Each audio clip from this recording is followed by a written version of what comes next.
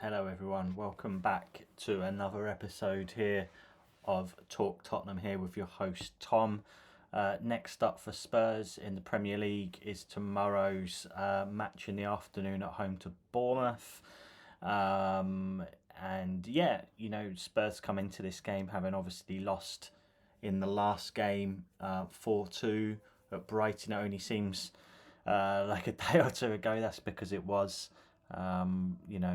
but obviously Spurs, it's good I think for us that we've got a game so quickly after to kind of put things right again. And you look at it, and I'm saying it every single week at the moment, but this really is a must win if Tottenham are gonna stay around that chasing pack and anywhere near the top. We can reduce it to 3 points because Liverpool don't play Newcastle until Monday. Fully expect probably Liverpool to win that game with Newcastle in the sort of form that they are in the moment, but you never know. You never know, do you? And this was some other good results that went our way. I know we lost, obviously, on Wednesday, but so did Arsenal, which was good. It just means that a few teams haven't pulled that far away from us.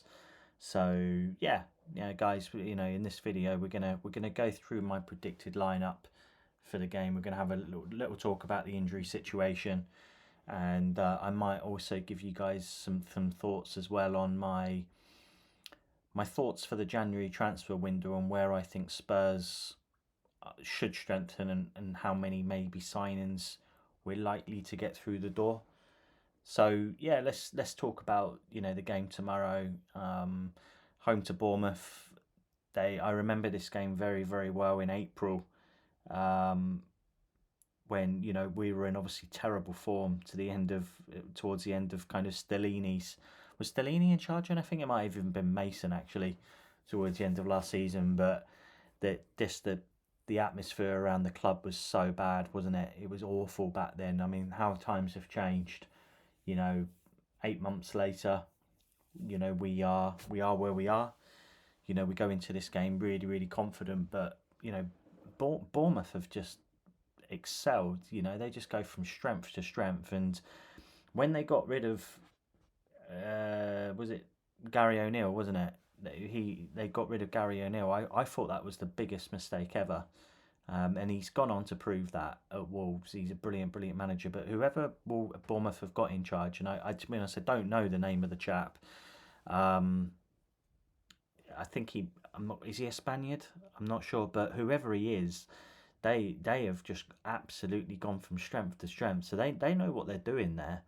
I've always had a bit of a soft spot for Bournemouth because it's my university town. It's where I studied for 4 years in my early 20s.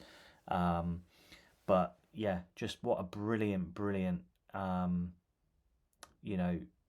example to any other club that wants to come up to the Premier League and solidify.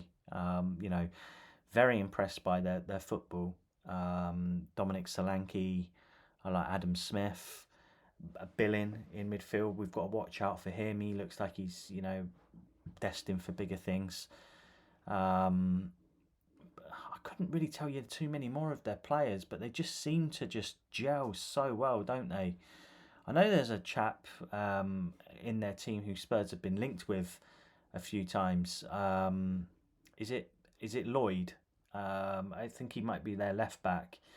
So it'll be interesting to see how he plays tomorrow, if he does, and how and if he, let's have a little chat then about the January transfer window before I go into the lineup. I mean, clearly with the injuries that we've got in the squad at the moment, we definitely need more players. For me, obviously we need a centre back. We need a centre back to come in. I know Todd Obo has been linked. I don't know anything about him. It's difficult, isn't it? It's definitely difficult to kind of put names forward.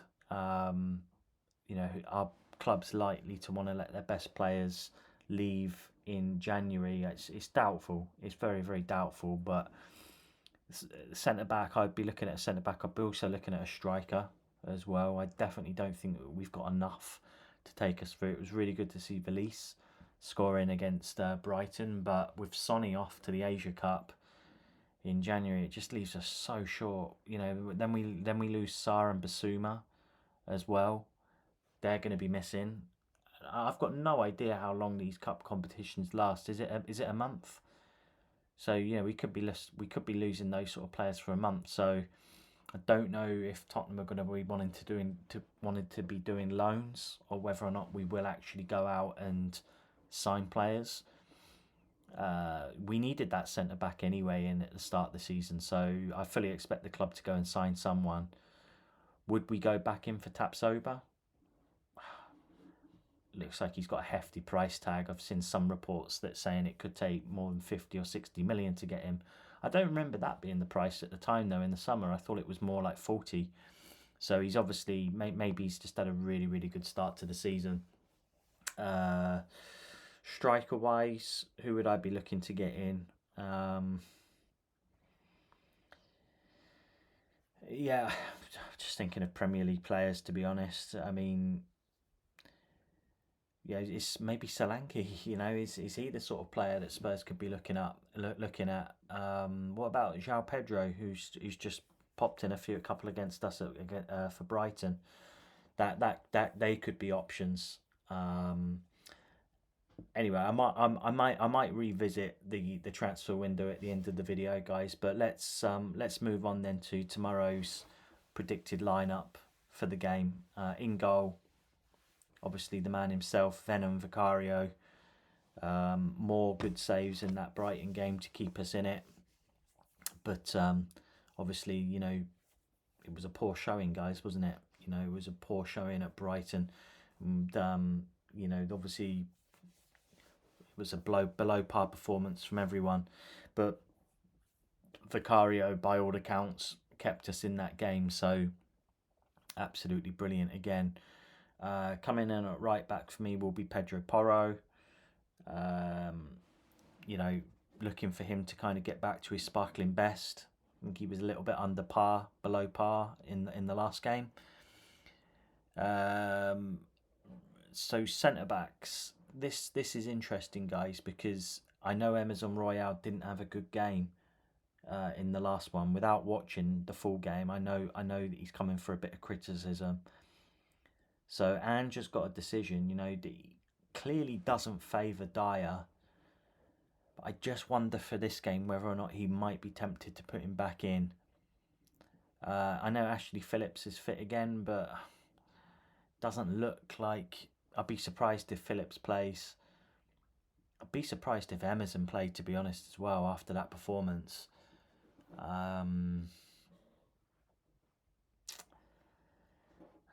So for me, I'll go with Eric Dyer at the back, partnering Ben Davis. You know, Davis is obviously the more established, you know, player in that back two at the moment. He's doing really well and keeping Tottenham ticking over. I think Dyer and Davis, you know, it doesn't fill me with that much confidence, but you know, we've got to do what we've got to do at the moment.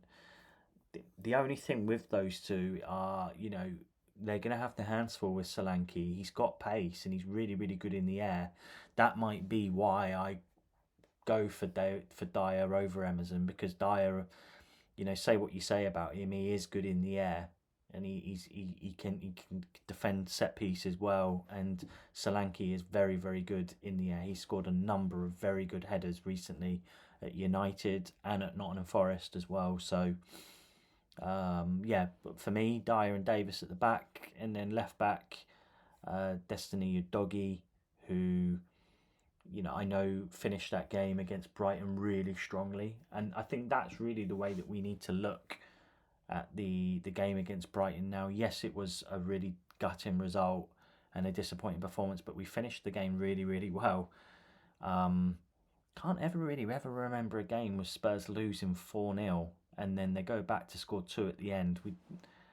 I know it's a freak result anyway, but just the way it happened, I can't ever really remember a game like that. Do let me know in the comments if you remember a game where Spurs have rallied at the end. We never seems to happen, but it was encouraging. It was encouraging that we showed a bit of spirit, a bit of fight, and I think that's really important. You know, just to keep going even when you're 4-0 down. You know, a lot of teams would have just probably just gone for damage limitation, but we didn't. We tried to get back in the game, and that was really pleasing.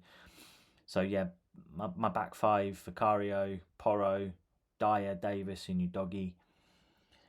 Moving then onto the midfield. Not many options. I mean, who could he play in that double pivot? The candidates are Sarr, Højbjerg, Skip. So probably two out of those three. I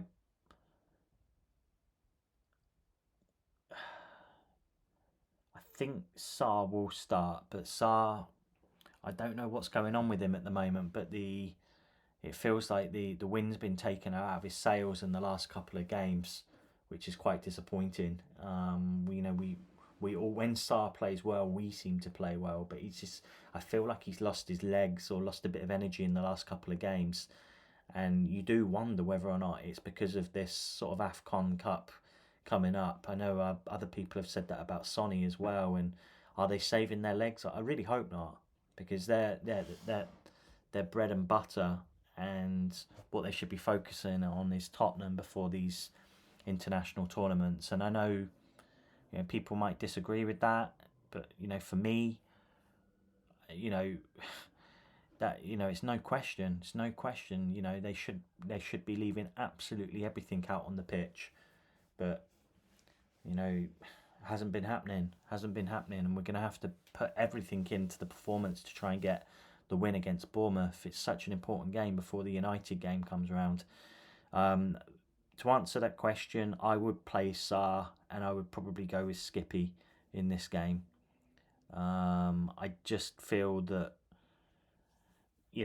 I think for me, Skip's got the edge over Højbjerg at the moment, and I think there's other things going on behind the scenes with Højbjerg and his move. I'm not sure really he's in the right frame of mind at the moment to be playing. Whereas Skip, I enjoy his energy. I think him and Sarr in the middle can do something in this game. Moving on then to the three behind the striker. We know obviously Kulusevski's injured. Sorry, not injured. He's suspended for this game after picking up 5 bookings. So for me, there's only one man who can play in that role, and that's Lo Celso in this game. So Gio will come in, and we really need a big performance from him. He seems to play better, doesn't he, in that number 8 role, just operating behind the forward. I like him in that position. He played really, really well there against City away, and he did really well against Villa away. So he's proven it against the best teams, or the bigger teams anyway, that he can play in that role. And I feel like we're going to need I think even when he's come on in the last few games, he's shown something that the other players hasn't. I think he's actually, all the time he's been at Spurs, he's always tried to get his foot in, and I enjoy his energy. So yeah, for me, I think Lo Celso, we're going to need him in this game and the next few games as well. So I think it was definitely a good decision to keep hold of him this season for moments like this. So Lo Celso in that number 8 role. To the right of him, I would be playing Brennan Johnson, who, I still think, he's very, very raw. I agree with what other people have said about Johnson. He is raw. We haven't seen the best of him yet, but I want him to get back to the glimpses of what he was showing when he first came on the scene at Spurs. That performance at the Emirates, that role that he played at Selhurst Park for Sonny's goal. We've seen very fleeting moments from Johnson, but they only seem to be moments at the moment, and if that makes sense, moments in the moment. But you know what I mean. we need to see more consistency. I don't think we've seen, other than the Newcastle game, we probably haven't seen a really great performance from Johnson for the whole game. But arguably, you could say that about the whole team. To be honest, is only in that Newcastle game. I think is the only game this season that Tottenham have played the full 90 minutes. So, we are a team right now that's maybe a little bit raw, that's full of potential, but let's just hope tomorrow is the game that it all comes together. But it's not going to be easy. It's not going to be easy. Now, for this game, guys, I'm actually going to change it up a little bit, and I'm going to put Richarlison on the left this time, and I'm going to stick Sonny through the middle. Let me know if you agree with that. I know it might be a little bit controversial because Richarlison is the man in form. I just feel like Sonny at the moment, he needs something, and I feel like we're a little bit more of a threat when he plays through the middle quite often. Whereas, I know Richarlison's in good form at the moment, and he might very well play through the middle tomorrow. But for me, I just want to see us just tinker and change it up a little bit and see how we get on playing that. So, the other option as well, of course, is, does Sonny need to come out the team for a little bit? I don't know. The only reason I say that is that would you play Valise from the start? But I can't quite honestly see Ange putting Valise on from the start. I do think at the moment he's more of a 15-minute, 20-minute sort of player at the end if we need a goal. He's probably a good option to have off the bench. But yeah, for me, Sonny through the middle. Let's try Richie on the left-hand side again and see how he gets on tomorrow. So that would be my lineup, guys. Vicario in goal, Porro, Dyer, Davis, Udogie. Then I would be paying Pat Matasar and Oliver Skip in the double pivot, with Brennan Johnson on the right, Gio in the middle in that number 8 role, and Richarlison on the left with Sonny up front. Now, as I've said a few times already, I think this is the tough game to be playing Bournemouth at the moment. They are in good form. They seem to play well as a team. Everyone seems to be gelling at the moment, and I saw them take apart Fulham pretty comprehensively, to be honest, at the Vitality recently. So we're going to have to be really, really on our game.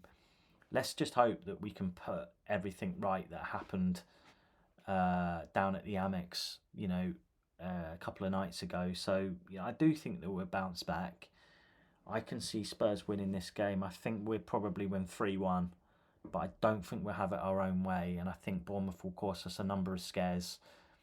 But I can see us conceding as well. But I just feel at the other end we should have too much for them going back the other way. And I feel like with us being at home as well, the crowd will take us through, and hopefully we're claiming a very, very valuable 3 points at the moment. And just wanted to just have a look at the next run of fixtures that Tottenham have in the league. Just to kind of also highlight the magnitude and importance of this game. So tomorrow's game, and after that, then we actually have the third round of the FA Cup against Burnley. Now that isn't until next Friday, and then we've actually got about a 9-day break then before the United game, and in that game we might see Mickey van der Ven back for that one. So that's really, really encouraging news. Let's hope James Maddison isn't too far behind, because that's all we need. We just need Maddison. We just need Van der Ven back, and then Romero hopefully won't be too long after. We can get those players back into the lineup, and then let's just try and have a really, really good last sort of 4 months to the season. I'm excited, but in the meantime we just need to keep picking up the points. After United away, we play Brentford at home, which the way that they're in at the moment, that should be a win. Then we go away to Everton, home to Brighton, home to Wolves, and February finishes off with a game against Chelsea. So the next few games, they're not too bad. They're not too bad, especially the home games. Do expect us to be picking up a lot of points there at home. Let's just see if we can pick up a few away points as well. So, guys, that's my predicted lineup and scoreline for tomorrow's game. Let me know in the comments what's your predicted lineup. Do you agree with my lineup for the game? What's your predicted scoreline, and what's your lineup for tomorrow's game? Would you be playing Højbjerg? Do you agree with putting Sonny through the middle? Would you put him more out on the left? What about a centre back and that conundrum? Do you stick or twist with Emerson Royale? For me, I'll be honest with you guys, I'm a big fan of Royale, but not at centre back. I don't think that's an experiment that we should be taking. And for me, I know he's got a lot of critics, but I think Eric Dyer is a more solid centre back than Royale. And if he doesn't want to go with Eric Dyer, then play Phillips. We must have signed him for a reason. He's got Ben Davis marshalling him. I'm sure he can get through that game. So for me, it would be Phillips or Dyer, but no Emerson for me. What do you guys think, though? Yeah, would he play maybe Emerson in this game for his pace with Solanke up front? Let's see. I'm going for a 3-1 victory tomorrow. Let me know your prediction. Really looking forward to this game, guys. Let's finish off 2023 with a bang, and also do enjoy your New Year's Eve celebrations as well. I'll certainly be cracking open a bottle of Bubbly in the flat, and the final thing to say is thank you very much for the support for the channel this year, and let's hope that Spurs can make us proud in 2024. So as always, thanks for watching, guys. Come on, Spurs, let's get the points. See you next time.